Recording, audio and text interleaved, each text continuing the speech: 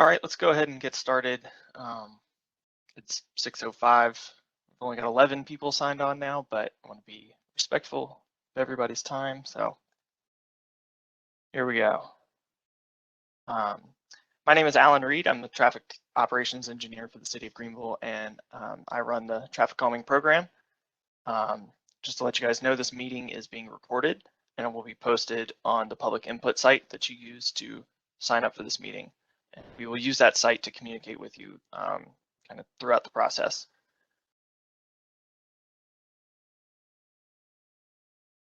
So I'm going to cover a few things before we get started on how to participate in this meeting.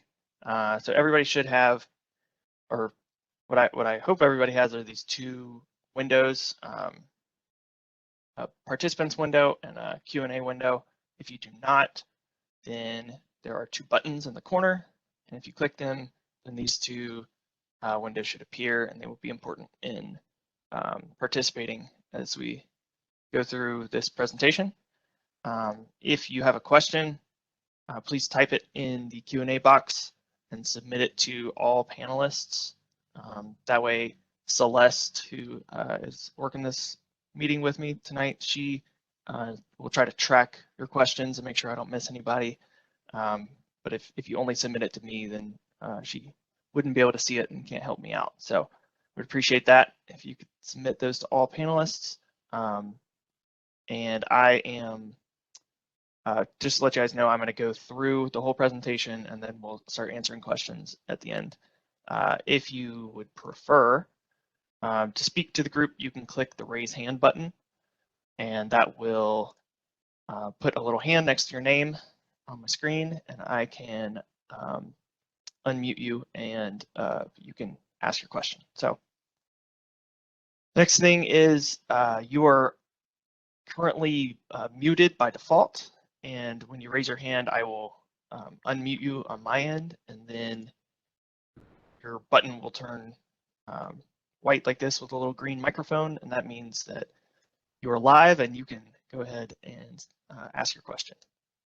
So that's it on how to participate, and without further ado, let's dive right in.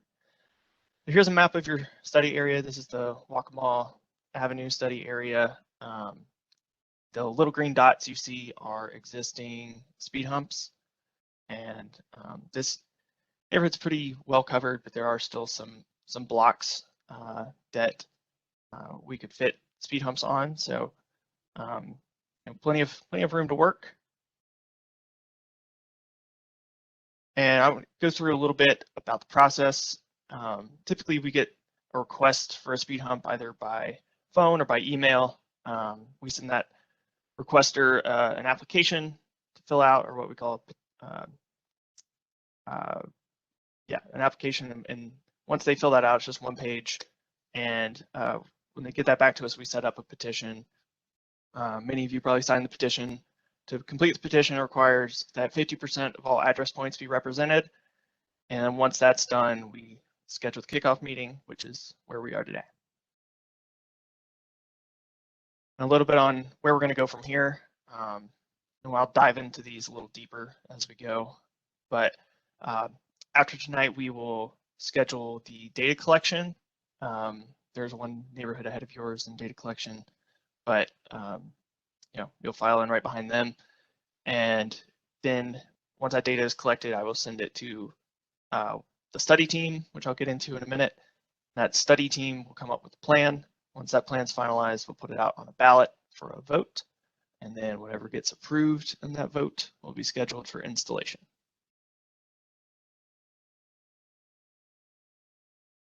So on data collection, we collect data on pretty much every street. We'll be looking for average speed, 85th percentile speed, and average daily volume or number of cars. We only collect data on Tuesdays, Wednesdays, and Thursdays, and we only count during the school year, not on holiday weeks either. So we just want to make sure our goal is to capture a normal day. And we count, our counters go down for 48 hours, and we average the total of the 2 days. And a lot of people ask what the 85th percentile speed is, and what that means is about 6 out of every 7 are going that speed or slower.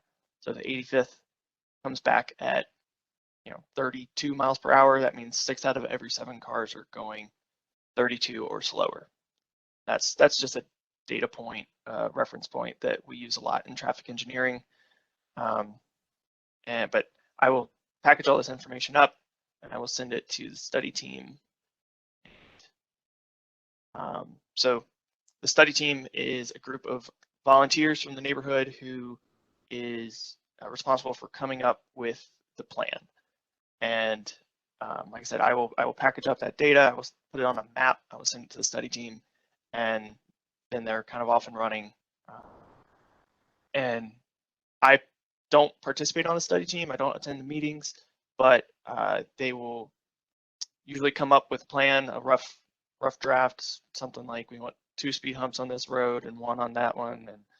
And I give it an engineering review for feasibility, looking at spacing from intersections, spacing from each device, it's supposed to be a certain distance apart. And we'll go back and forth a little bit until that plan is finalized. And it usually takes maybe 2 in-person meetings for the study team, and then we kind of coordinate the rest of it by email. If you would like to participate on the study team, I will post a sign up on the public input site. I've put the link there again for anybody who needs it. That will go up tonight right after this meeting, and so jump on and participate if you would like. Study teams works best with 5 or 6 people. It's just generally hard to get people together at the same time. If it's more than that, we try to have good representation across the study area. So ideally, at least 1 person from each street. That way, it's not stacked in one street's favor. So that would be great to have good representation. And but yeah, that link will be active. Well, the link's active. The question will be put up later this evening if you would like to participate. So some of the things that I will let the study team know once the data comes back is what streets are eligible. So to be eligible, a street has to carry more than 300 vehicles per day and fewer than 2,500 vehicles per day. There is an exception to the minimum 300 if the 85th percentile speed, which we talked about earlier, comes back and is 10 miles per hour over the speed limit, then we do make an exception, but there's not an exception for the max 2,500. And then items that can go in the plan, most popular item by far is speed hump, and then a distant second is the landscape medians or landscape islands.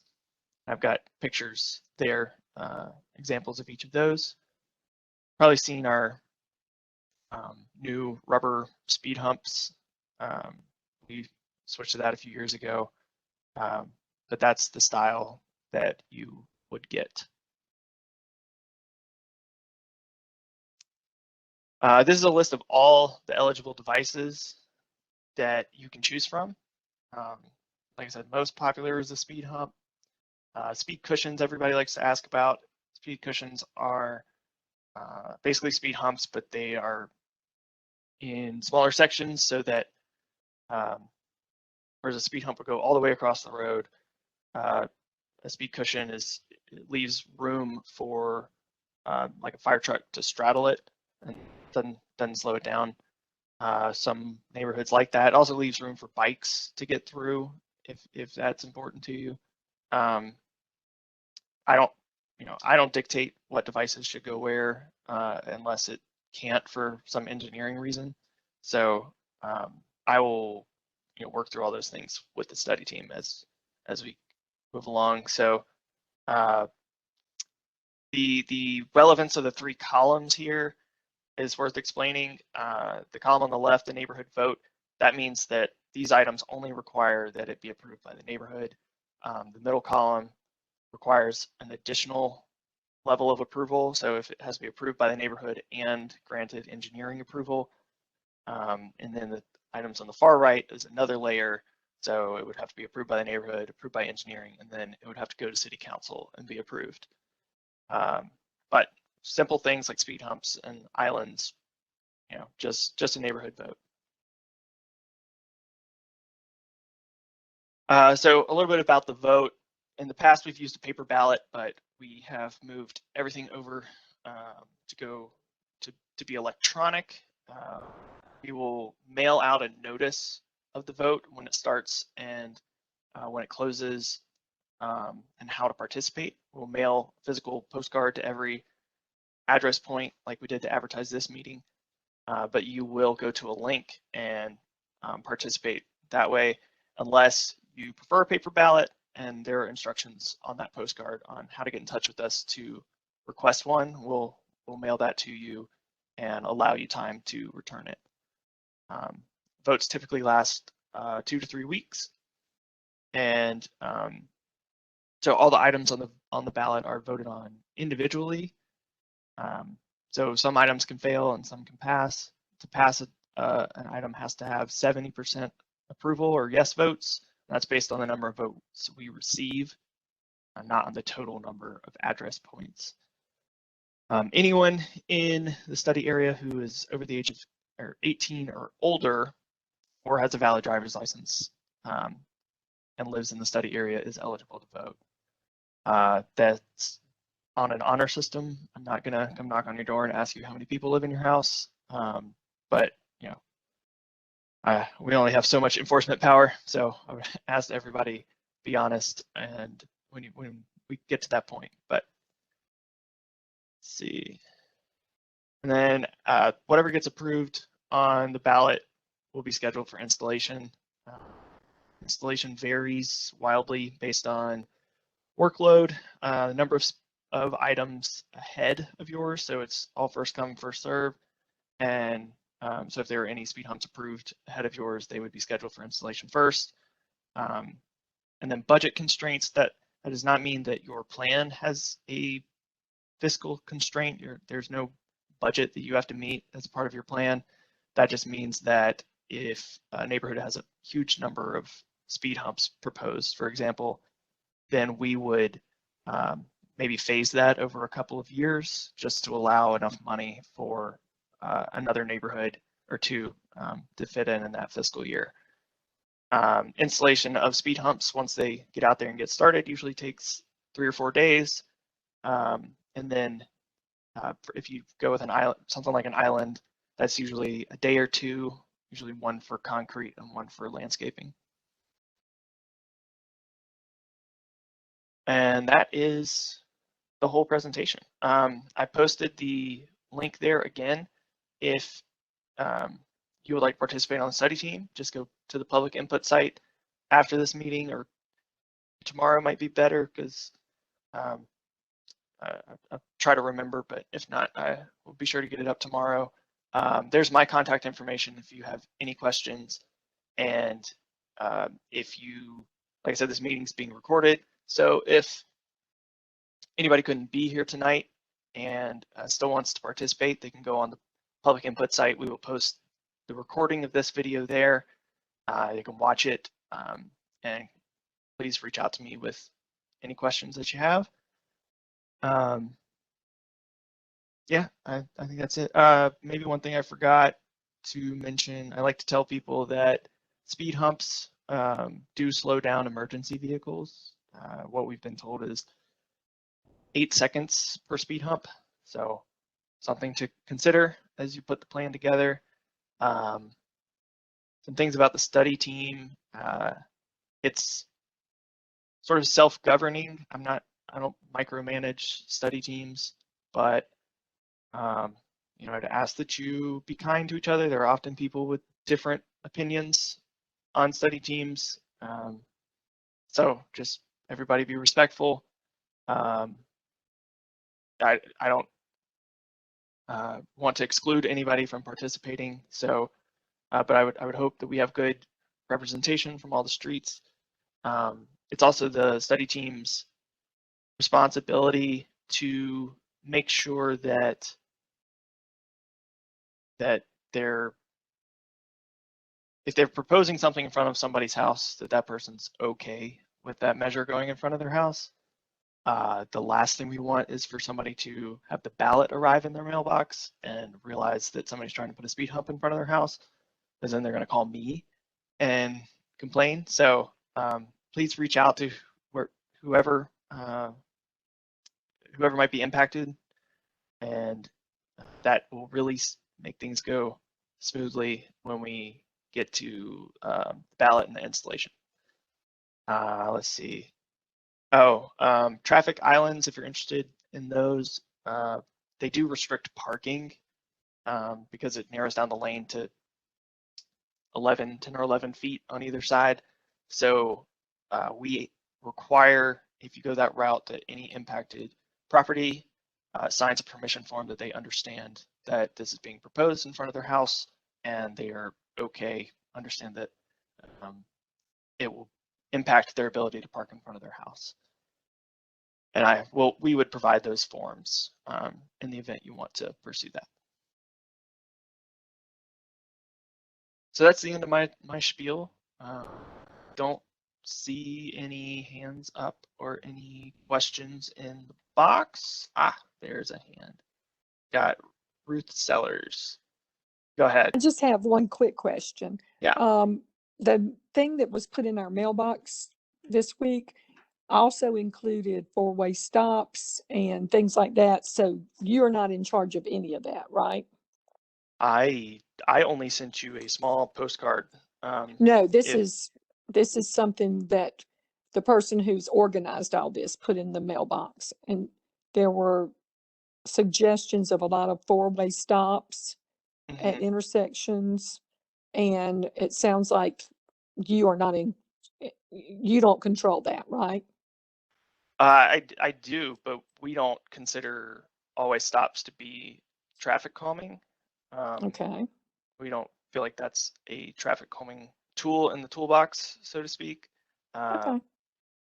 So we would not allow that as a part of this process. If there is a location that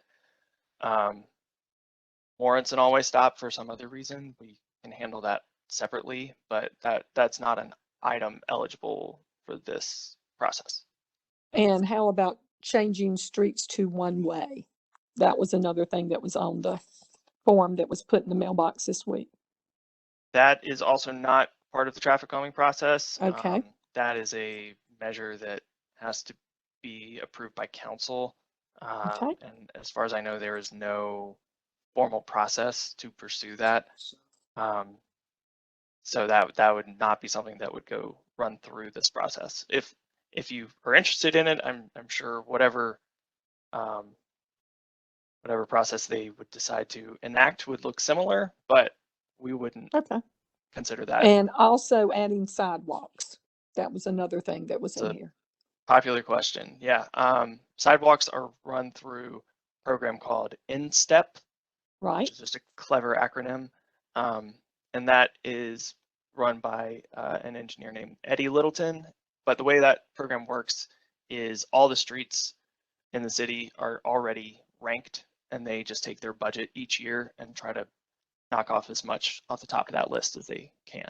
Right. They added sidewalks all the way down to my seat a few years back. So that has helped with the school traffic. I just wanted to check. But I can get you Eddie's information if you're interested in asking him some questions. I just wanted to know if those three things were covered under you too, but sure. Okay. Understood.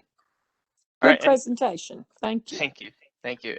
And Ms. Sellers, if you go ahead and hit that raise hand button again, and then the little icon will disappear my side. Thank you so much. Okay. I see another hand raised. Ms. Maxwell, go ahead. Hi, this is Lauren Maxwell, and I live on the first block of Highland, and so we're one of the streets that doesn't have a sidewalk. Could you send me Eddie's Littleton's contact information? I can. I mean, all of our email addresses work the same, so it's your first letter of your first name and then your last name. So his is E. Littleton. Littleton. Got it. Okay, thank you. So you can get in touch with him that way, or the engineering phone number is 467-4400, if that's Okay, easier for thanks. you. Hmm?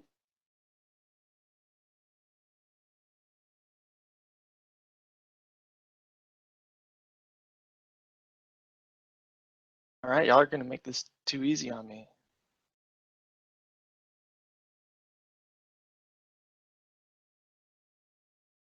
They're much nicer than my group from last week. I won't name any names.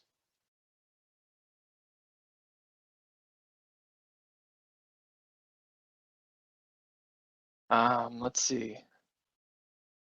Here we go. Mr. Kilgore. Go ahead. What's the name again?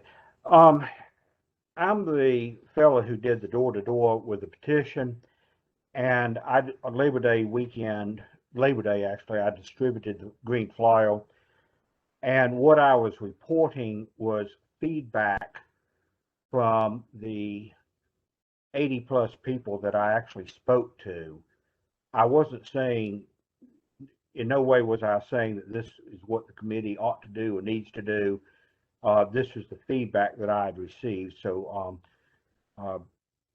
to everybody who's listening, please do not take that as part of the agenda. We are severely limited in what we are able to do. And, you know, I for one do think this stop signs and other signage ought to be part of it. Alan, I did have a couple questions from your presentation. Okay. For this neighborhood, it was listed as 146 discrete units. Is this the typical size of a neighborhood that you deal with, or is it smaller than usual, or how does that work? Yeah, they vary. Creating study areas is a sort of an art form more than a science. We try to bound it by major roads, and we try to not make them too onerous, too large. So 146, I think you said, sounds about right. I mean, that's not, I don't have an average or anything off the top of my head, but I don't think that's atypical. I know we've had some over 200. I think we had a petition approved this week that was, just because of the nature of the area, was only like 81 or something. So Okay. It's just kind of based on the geography more than anything else. Yeah, it just strikes me that this neighborhood is really two neighborhoods as far as their issues go. So I was just curious in proceeding whether we ought to be one committee or two committees. Yeah, it will be one committee because it's one study area. You mentioned the 85% of the average speed. I would maintain that within the vicinity of a school, a 25-mile-per-hour limit is just too much to begin with. And I would, in looking at the data collection, are we willing to look at something other than the 25-mile-an-hour limit on the signs, or would 20 be more reasonable as the goal? We don't generally post speed limits any lower than 25, even in school zones. Generally, the speed limit has little to no effect on people's choice of speed. Studies show that drivers are more likely to just drive whatever speed at which they feel comfortable, and is not dependent on the number on the sign. The number on the sign is more, for just enforcement purposes. So we won't be lowering the speed limits, but yeah. So I don't think any of the streets in your neighborhood are going to struggle to qualify. I don't know if you're hinting at that minimum threshold, but 25 is generally as low as we'll go. Okay. I have been in correspondence with you about the non-existing speed humps. that were all installed, I believe, more than 20 years ago, and for various reasons, wear and repaving, some of them have become humpettes. Should we try to address those existing humps along with anything new? So we don't do speed hump rehab as a part of traffic calming. We just don't have. I mean, your situation is not unique to your neighborhood. It's happened to all the older speed humps around town, and we don't currently have funding or any kind of implementation plan as a city on how to address that. It's something I've brought up on several occasions, but so far has fallen on deaf ears.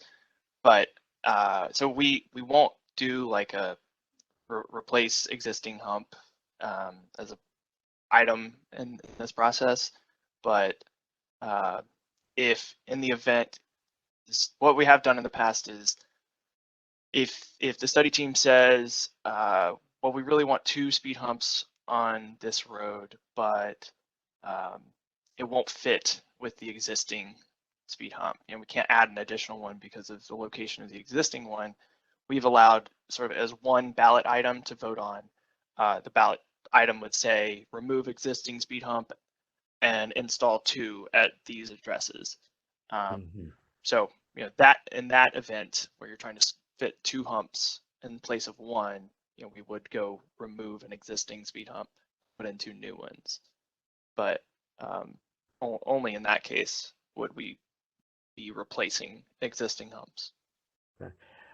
You had mentioned that with regard to an island installation that you needed the permission of the surrounding owners.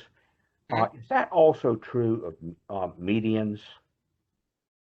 Yeah, they're sort of interchangeable, the term median and island. And in this case, it would also be required if you did something like a curb extension, but those aren't all that popular, so I don't address them. But anytime you're pinching the lane, we wouldn't go any lower than like a 20 or 22 foot travel lane. So if it pinches down to that, then you can't park on the street. Yeah, you actually anticipated my next question. Okay. And speaking to folks on Highland and Argonne, I was struck by the number of them who mentioned the lack of a sidewalk between Argonne and Miles Drive.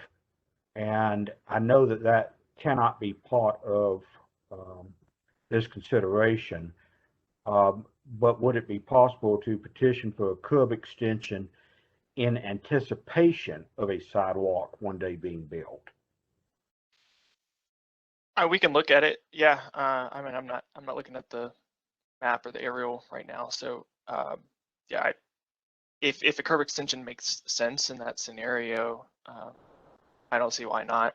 But the sidewalk thing is tricky. And the streets in question could be 30 years down the road on the list. I mean, sidewalks have just gotten insanely expensive. I think it's funded about $1 million a year, and $1 million gets you about 1 mile of sidewalks. We have thousands of miles of roads. So I have no idea when that sidewalk would be coming, is my point. So you could build a curb extension. I think if you want to build a curb extension because it makes sense for traffic calming, go for it. But it might fortunately be sort of disappointing to you if you think that's receding a sidewalk. Yeah, by the time I'm dead and you're retired. With regard to stop signs, what is the process to petition or ask for them? You call us and ask us. I mean, what we evaluate stop signs on is a set of warrants that have been provided in this big book called the MUTCD, Manual on Uniform Traffic Control Devices. We evaluate it based on the warrants found in there, and generally if it does not meet those warrants, we do not recommend installing it. And those are based on volume, they're based on crash history, they're based on pedestrians if that's the case, certain situations, or sight distance is usually why we install a lot of them. Just can't see from the So side this street. cannot be, so this cannot come up from neighborhood petition, nor can it come from city council. It's exclusively in your domain. If city council talks to the city manager and I am told to put in a stop sign, then we'll put in a stop sign. But if they're asked for my opinion, I will evaluate it on that criteria. Okay. I'm going to sign off now and let somebody else speak. Okay. Thank you, sir. Let's see, there's a question in the Q&A box. It says, are there different rules for Wormy versus other streets? Wormy is one way and has fairly high speed off of Ferris.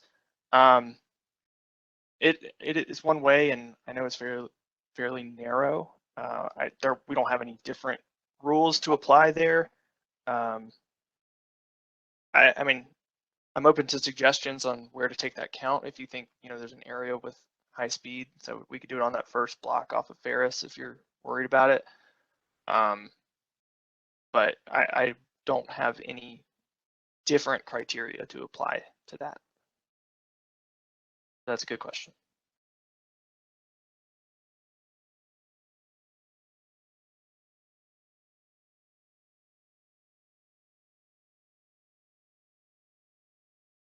Let's see. Oh, I've got another hand raised. Stevenson, go ahead.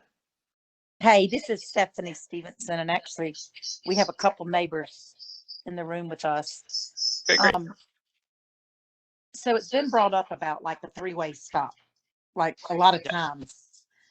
Is that if the study group deems that that would be more effective than one of your like little speed bumps or the median things, would that be possible? No, like I said, we will only evaluate all-way stops based on the criteria that I mentioned. It's not an item eligible for traffic calming. Stop signs.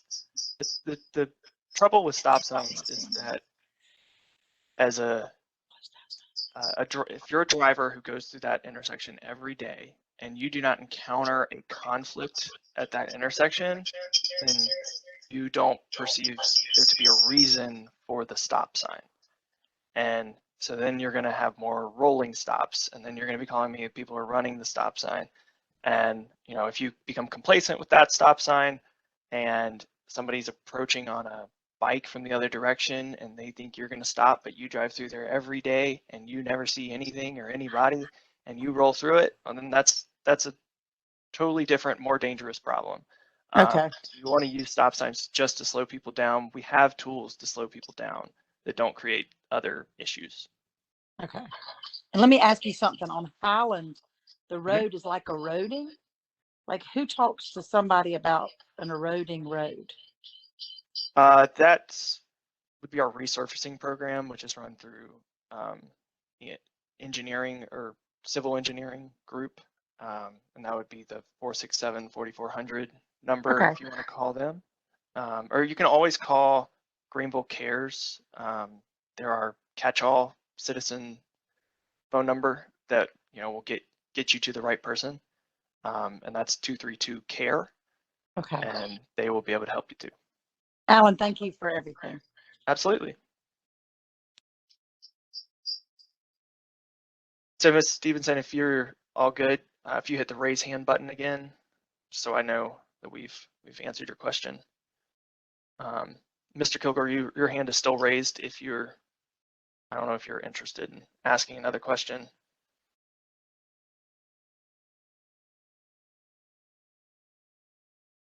Ms. Stevenson, did you have another question?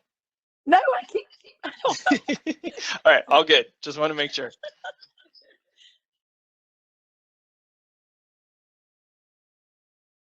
It's funny, the different groups, some groups prefer to type questions and some groups prefer to speak.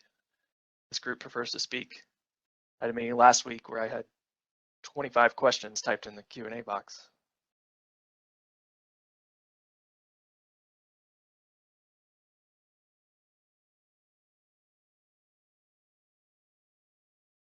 Well, okay, Mr. Kilgore, hand popped back up. Is there any particular things that the study panel needs to do with institutions?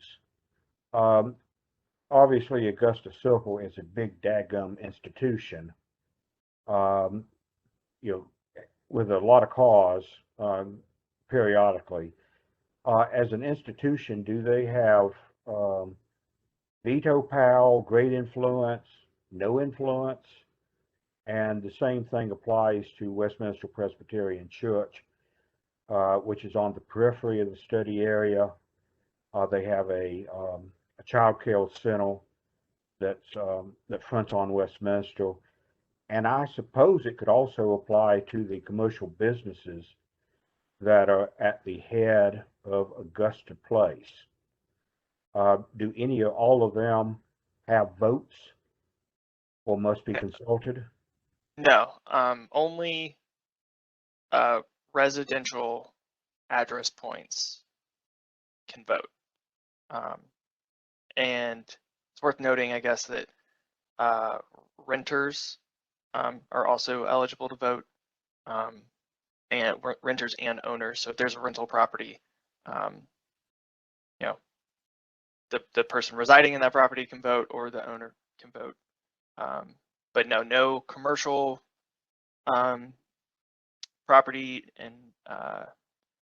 this is the first school that I've ever run a traffic calming program in, but it is a residential, meant as a residential program that is driven by the residents of the neighborhood.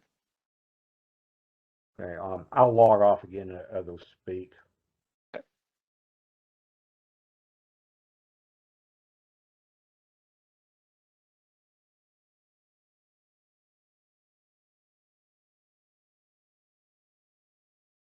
Okay.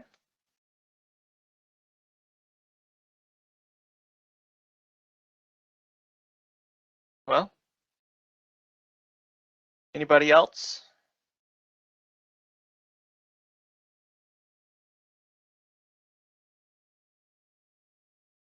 Mr. Kilgore?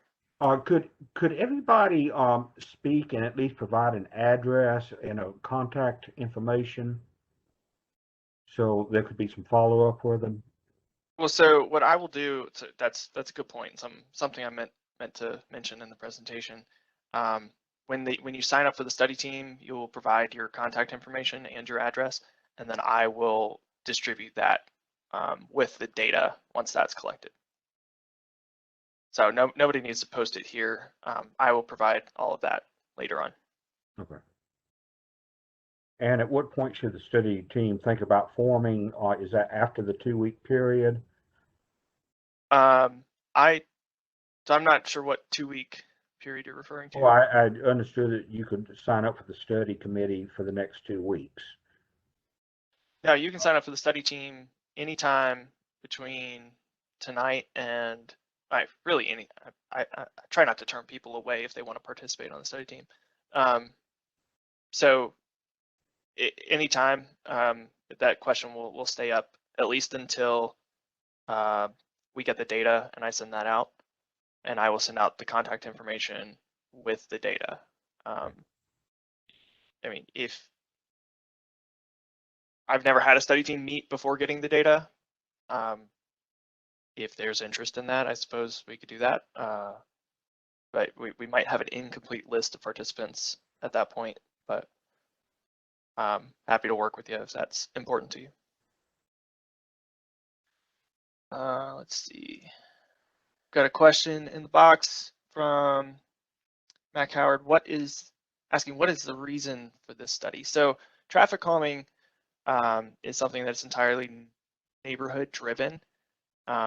So a resident has to request the petition.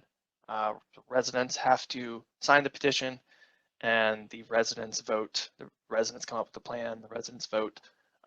Totally neighborhood driven.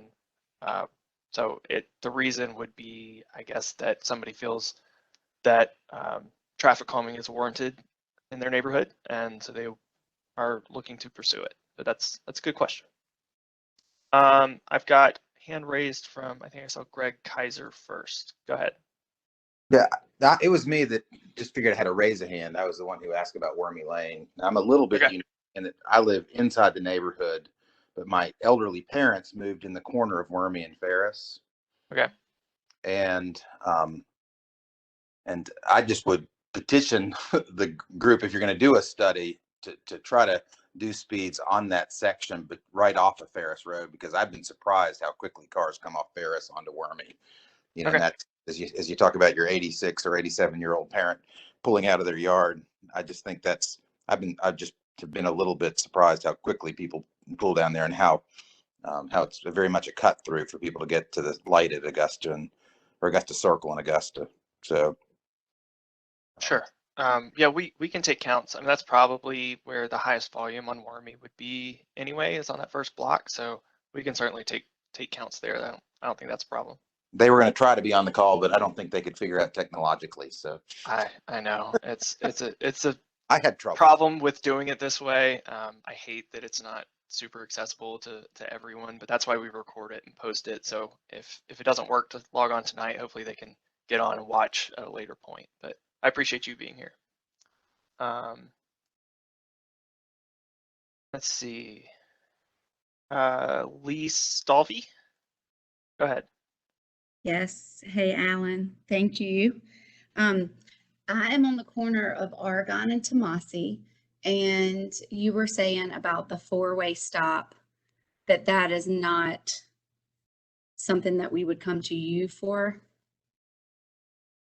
Well, you can come. I mean, it's still something that my office handles. It's just not going to be a traffic calming measure. We would install it for some other reason. Okay. So, because just like he was saying on Wormy Lane, the traffic coming from Ferris and down Argonne, and people are just flying through and flying down Tomasi. And I feel like definitely a four-way stop with Tomasi and Argonne would help slow people down right there. Right. I mean, so yes, you do have to slow down for a stop sign, but what we don't want are people rolling through stop signs because they don't see the reason for them. And, you know, I don't live in the city, but I live out in the county, and when they developed that neighborhood, they put four-way stops everywhere. And it's ridiculous, how few people stop at these stop signs. It was a popular measure to try and slow people down, but generally you just end up with a stop sign running problem, and people are still going fast between the stop signs. So we have tools in the toolbox for speeding, and the most aggressive, most effective one is the speed hump. So that's why we don't do stop signs as traffic calming. And not to mention they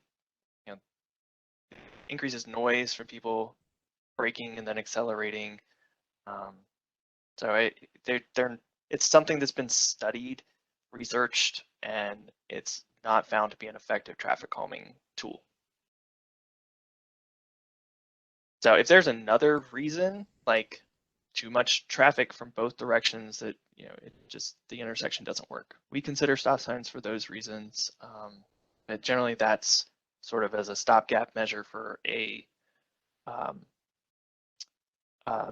traffic signal. That's the level of volume that you would have to warrant it. But yeah. Okay. Does that All right. address your question? Yes. Thank you.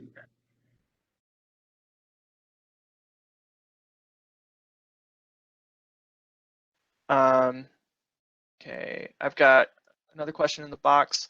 Is the issue Augusta Circle traffic cut through traffic from Ferris or something else? We have a plethora of speed humps. Again, I don't know. Somebody wanted to start the process. So they felt that traffic calming was warranted. So you know, that's the reason we're here. I don't have a specific issue that was raised. I mean, generally it's speed. I'm sure there is some cut through traffic, so that's probably to a degree influencing this. But you know, again, this is neighborhood driven, so I'm not the one to really answer that question. But let's see, Mr. Kilgore, I think your hand popped up again. Go ahead. Again, just let it be clear that, you know, I'm the one that started this. So if anybody's offended by it, I apologize. And it all started with my just trying to get a speed hump on the first block of Waccamaw, which more than 20 years ago had been vetoed by a single person who then passed away a couple of years later. So in order to get a single speed hump on my block, I had to involve 146 neighbors. So I do apologize if you're offended by that. Alan, just like I asked you about what's in there right now with regard to speed humps that have become humpettes and are totally ineffective. The traffic circle at Waccamaw and Augusta Place has become ineffective because people have figured out that it's very easy to go the wrong way around it. And I have, so obviously you can't remove the traffic circle, but can we petition to make the traffic circle more effective with raised triangles and additional? Sorry, you cut out. I just want to make sure you finished asking your question. I don't want to interrupt you. You still there?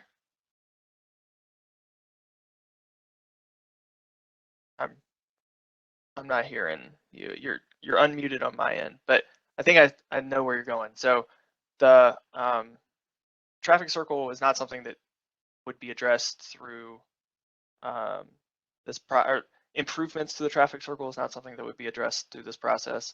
I agree with you that you know, it probably needs raised islands on each approach, but that's something we would coordinate with our concrete crews. I mean, it's not something that needs to get voted on. That's just something we would evaluate from a staff level and implement.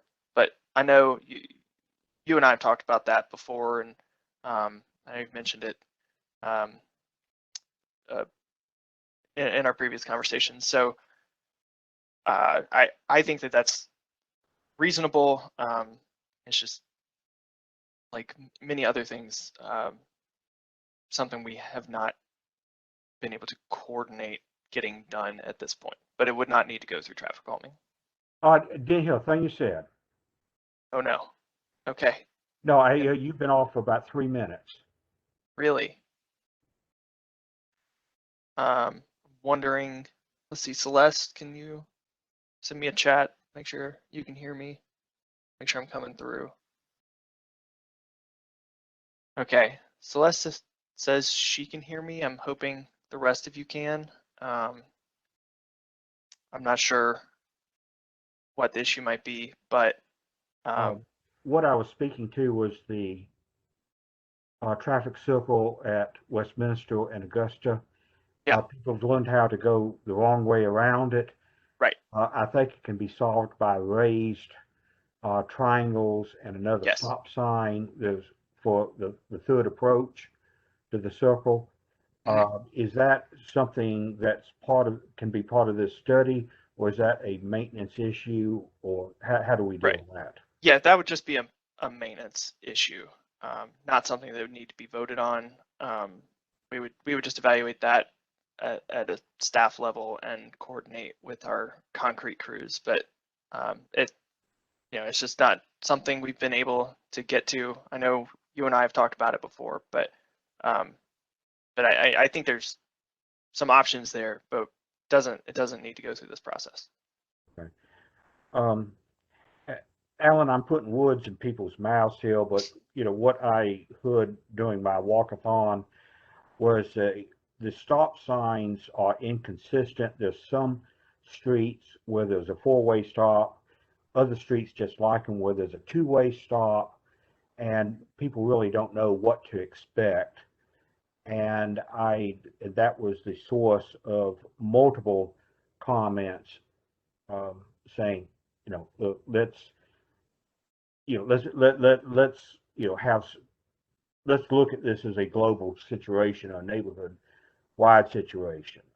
There used to be a three-way stop at Winyah and Waccamaw, and it doesn't exist anymore, although there's evidence of it, but it definitely existed before Augusta Circle expanded itself.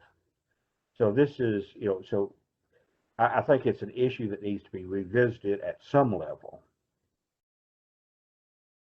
either Okay. through this process or. Again, there won't be any stop signs considered in this process. If Okay. the study team just wants to express some concerns as a group about it, we can talk Okay. about that, but it's not going to Okay. be voted on or anything like that as a part of the process. But Okay. if the study team wants to be a vehicle for communicating those concerns, that's fine. Okay. Okay. Well. Okay. I'll log off again. All right.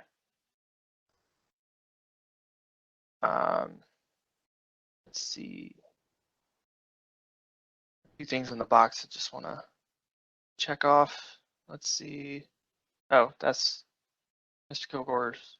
Those are in our technical difficulty, so that's all good. Got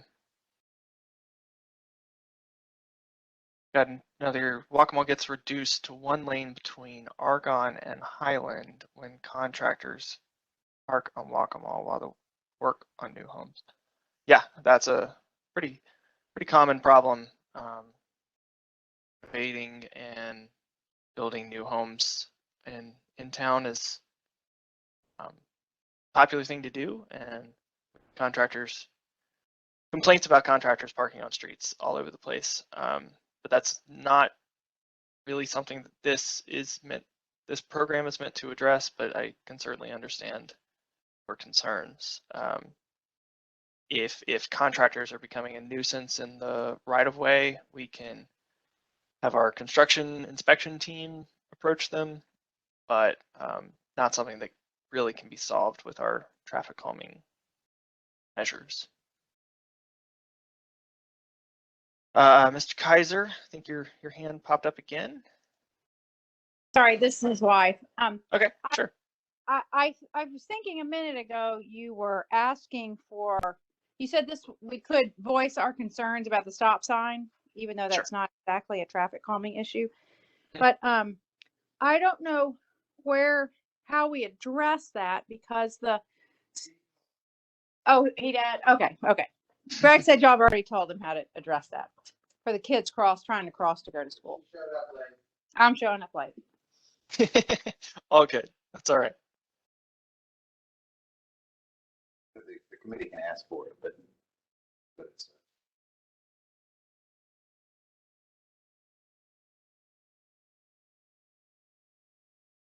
If you've raised your hand and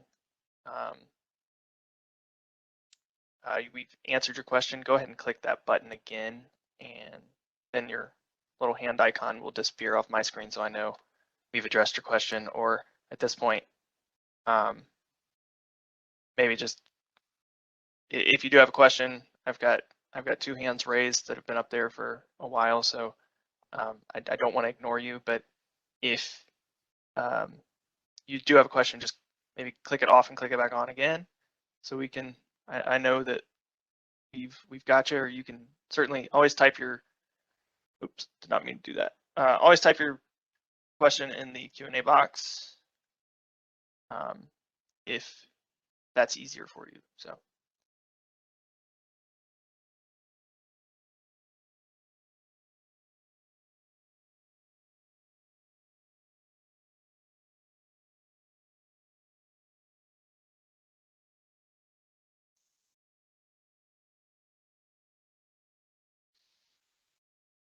All right. well, I've got Mr. Kaiser and Ms. Stevenson. Your hands are showing as raised. I just want to make sure that we have addressed your question. Yeah, okay, good. Looks like I've got no hands raised. I've got no questions in the Q&A box at this point. I think maybe we've covered it.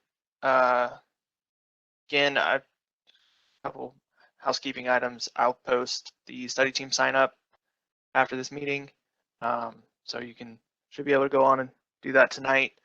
And if you sign up for the study team, be on the lookout for the data. The next, probably about a month or so. Like I said, there's one neighborhood ahead of you, so they would be counted first. And we didn't start counting until this week. So actually, we won't start counting until next week because this was the Labor Day holiday. So that'll get started next week, and then your neighborhood would follow. So if you sign up, I will send you that data as soon as it's ready. But if there are no further questions, I think we've covered it all. Thank you, everybody, for your time, and I hope you have a great rest of your evening. And I'll stick around for a minute just to, in case there's some questions that roll in, but go ahead and you're free to sign off now, but I appreciate your time. Oh, Mr. Kilgore? Yeah, Go ahead. Alan, I had earlier asked about, does Augusta Central School get a vote? I've been speaking to the Augusta Central principal for more than a year now, and she is vitally interested in the safety of her pedestrian traffic. She right now is employing, I thought it was two, but they've actually added a third crossing guard in the morning. And there are some things which are absolutely driving her crazy. Should I, and they do involve stop signs. Should I have her address you separately concerning the school's concerns? As She can. For instance, she has a crossing guard full time at Westminster and Waccamaw, and this man takes his life into his hands every time he steps into the street. There's the crosswalk issue that I've raised. There's the signage issue that I've raised, and she desperately thinks that there needs to be a three-way stop, there at that location.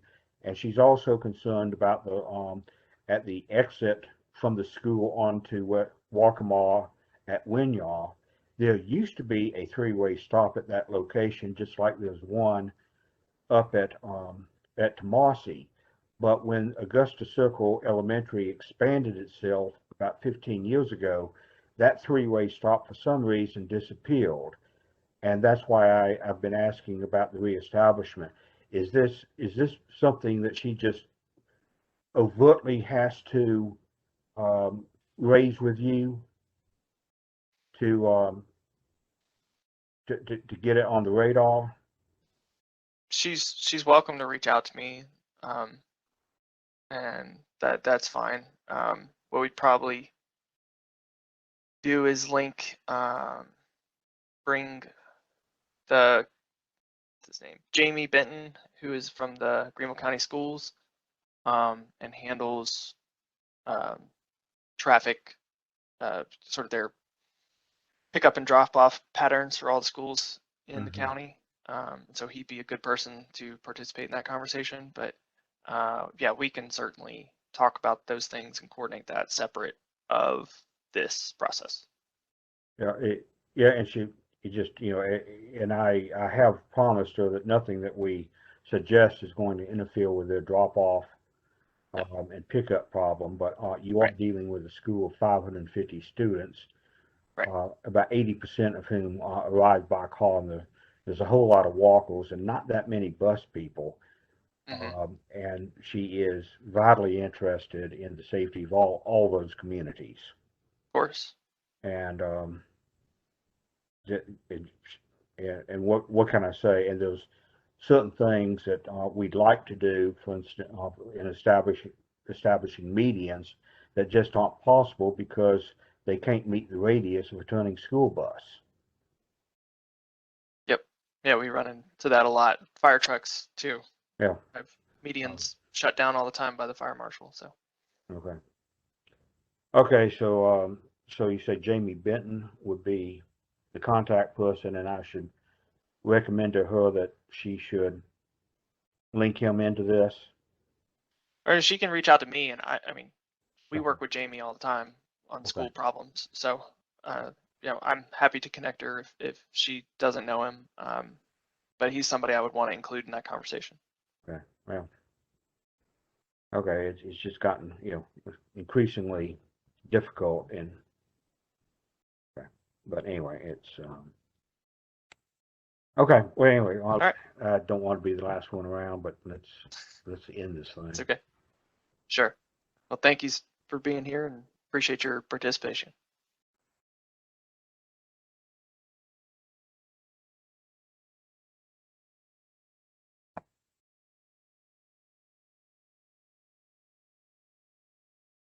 All right. Well, thank you, everybody. I'm going to call this meeting to a close. If anybody has any more questions, feel free to reach out and happy to chat.